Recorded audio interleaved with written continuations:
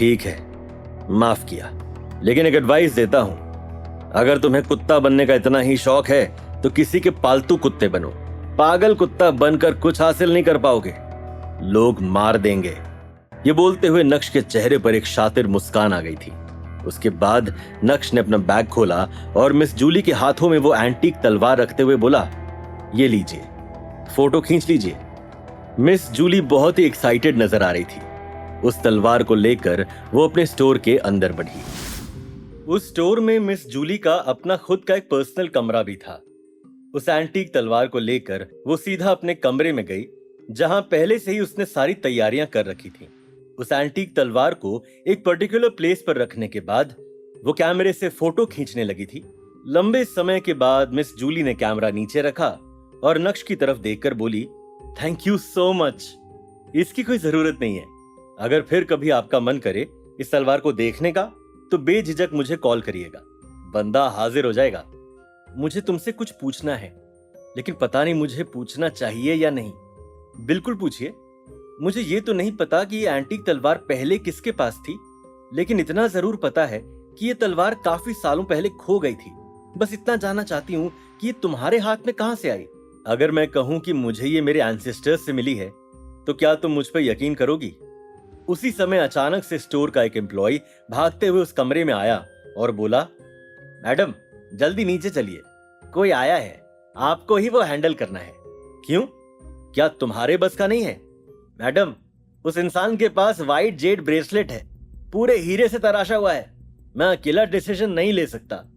चलो चलते हैं और देखते हैं कि आखिर माजरा क्या है। जब वो सभी मेन हॉल में पहुंचे तो नक्श ने एक जवान लड़के को देखा जिसके हाथ में एक पौराणिक जमाने का एक बॉक्स था।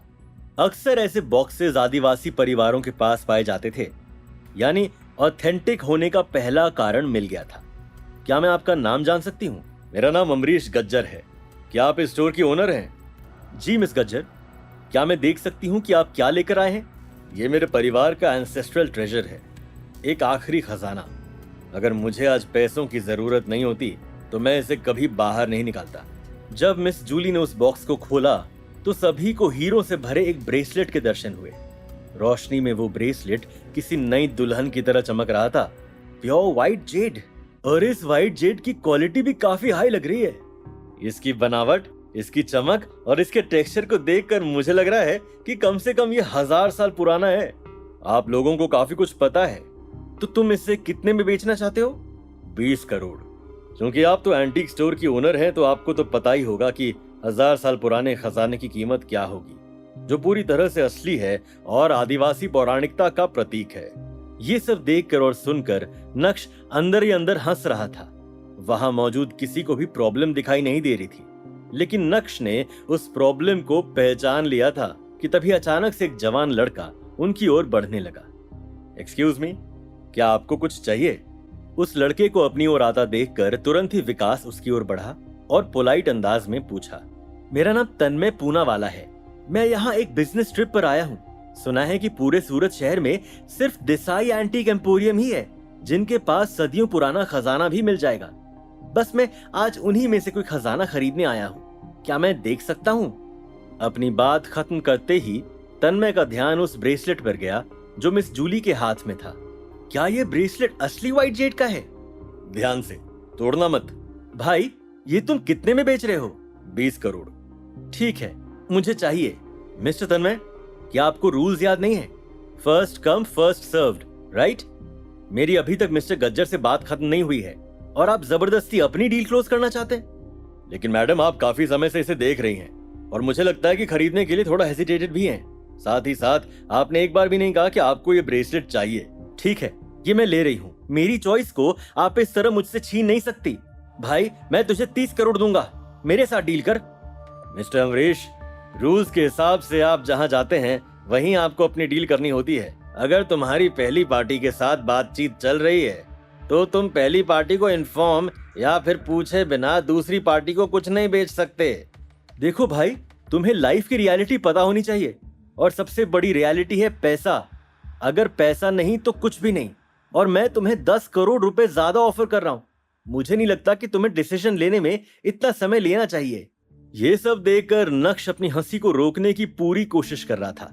अमरीश और तन्मय दोनों मिले हुए थे। क्या मिस जूली ये देख नहीं पा रही थी? मिस्टर तन्मय, ये लोग जो कह रहे हैं वो सही कह रहे हैं। मैं पैसों की वजह से अपने प्रिंसिपल्स को धोखा नहीं दे सकता, इसलिए मुझे इस ब्रेसलेट को इन मैडम को ही देना होगा। मिस, आप वाकई में काफी किस्मत वाली हैं। इस ब्रेसलेट की असली कीमत 50 करोड़ है, लेकिन आपको 20 करोड़ में ही मिल गया। मिस जूली ने खुशी खुशी उस बॉक्स को अपने हाथ में लिया और विकास की ओर देखते हुए बोली, जल्दी से मिस्टर अमरीश का पेमेंट क्लियर करो। मिस जूली, अगर आपने इस ब्रेसलेट को खरीदा तो शायद आप अपना ही साइन बोर्ड डिस्ट्रॉय कर देंगी। आप कहना क्या चाहते हैं? ज्यादा कुछ नहीं, बस मैं इतना ही कहना चाहता हूँ कि ये ब्रेसलेट नकली है। क्या बस एक नजर में ही नक्श ने पहचान ली उस हीरे की सच्चाई, या फिर टूट जाएगा नक्श का गुरूर? क्या मिस जूली अपनी काबिलियत पर उठे सवाल को ऐसे ही सह जाएगी? ये जानने के लिए देखिए अगला एपिसोड सिर्फ पॉकेट FM के YouTube चैनल पर, और इंस्टा एम्पायर के सारे एपिसोड सुनने के लिए डिस्क्रिप्शन में दी गई लिंक से डाउनलोड कीजिए पॉकेट FM।